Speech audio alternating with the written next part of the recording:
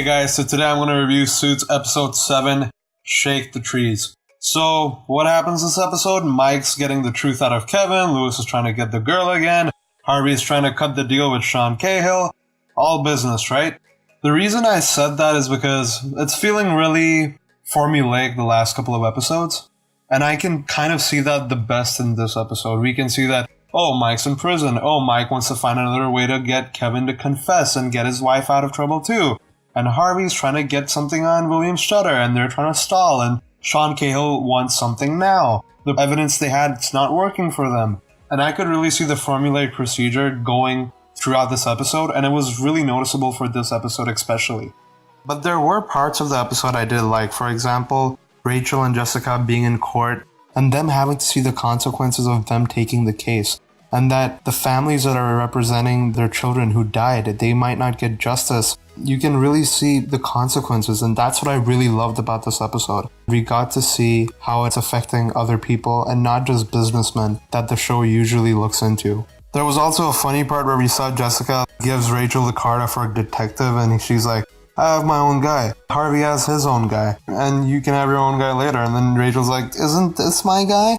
No, this is my guy. You're borrowing my guy. I really liked that part. It was really funny. But then we later find out the alibi is actually dead. I actually saw that coming. I'm like, okay, so when you have a detective looking into something, there are either two things. Either the person is dead or they changed their identity. But what happens in this episode? She did both of them, but she's still dead. I really like that part, but I actually did see it coming, but it was still nice to see it. And we also see the part where one of the victims' family members comes into the office and he's yelling at Rachel and he's like, do you know what you're doing? Do you know what you're doing? You're just doing this to make a name for yourself, for your firm. And actually, he is true, and Rachel doesn't have a defense for it, does she? I mean, she is doing it because she thinks the guy's innocent, but Jessica took the case in the first place because she said, I would like someone to Google our firm and see something good. She didn't only do it because she thought the person is guilty, and I still don't think that Jessica thinks that the person is guilty. She doesn't care. She's just taking the case so the firm looks good. And I really like that they pointed that out, and they made the firm look bad.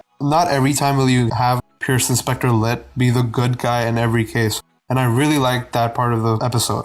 I really also did like the Stu and Donna part of the episode where Donna's like, don't worry, Lewis, I'll get what you need. And then she goes to Stu and then she basically like has all the leverage on him. That part was really funny. But after like 2 minutes after watching that scene, I was kind of like, okay, how the hell does Donna know this much about a guy she maybe met maybe once, maybe heard his name, and then now she knows all of this? And what do? While she's getting out of their office, she also gets a basketball and then she shoots it in the hoop. Of course she does, because she's Donna and she's awesome, right? I like the scene a lot, but when you go back to it and you think about it, it's kind of overkill for me personally.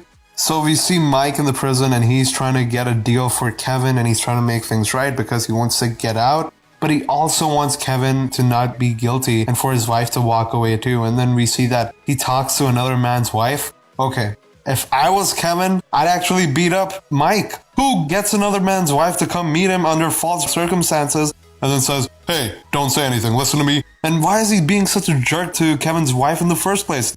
Did you see that interaction in the room where she comes in, she's like, where's my husband? Honestly, yeah, on the phone it didn't say that your husband is calling you, it just said the prison is calling you, so yeah, you're here and you're gonna listen to me for the next 5 minutes. I'm like, Mike, you don't have the right to do that. I'm gonna kill you. Like, if I was Kevin, I would have actually gone through with it. He just threatened him. I would have done more.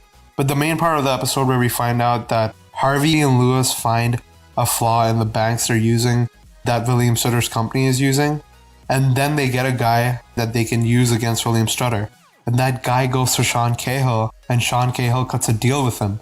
But now that puts Mike's deal in jeopardy. But then we get that scene where Sean is like, don't worry, both deals are still intact. Mike gets out. Then we later find out Sean is like, you want to take a seat? I think you should take a seat. And then Harvey's like, no, what? And then Sean is like, I can't get the deal for him. I'm sorry, that's it, that's done. I got the bad guy. My mom had to go to Spain. I'm sorry, I can't do anything for you. The deal is out. The deal is out. And then we see the episode end and Harvey's pissed. I don't know. I'm excited for the next episode. But this episode did kind of feel formulaic. But some parts of it really shine. It was an overall good episode. There are 2 more episodes until the mid-season finale. I hope they end on a great finish.